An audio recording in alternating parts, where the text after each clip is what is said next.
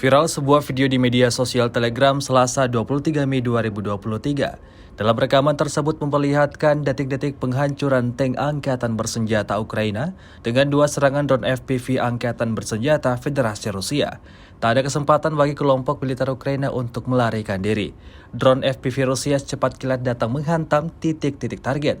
Akibatnya seperti yang terlihat dalam rekaman, ledakan demi ledakan terus menghantui posisi militan Ukraina di suatu wilayah yang tidak disebutkan dalam keterangan unggahan. Insiden ini digadang-gadang timbulkan kerugian besar pada angkatan bersenjata Ukraina. Beredarnya video ini menuai beragam komentar dari warganet.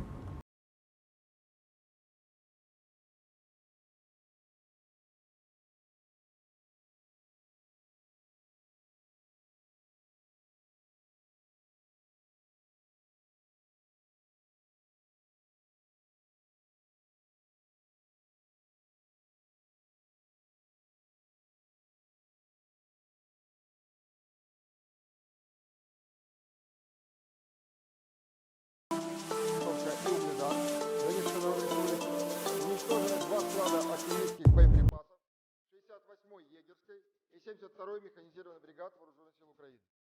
За сутки нанесено поражение 103 артиллерийским подразделениям Вооруженных сил Украины на огневых позициях, живой силе и военной технике противника в 143 районах. В районах населенных пунктов Яковлевка Донецкой Народной Республики, Житловка, Червоное Деброво Луганской Народной Республики.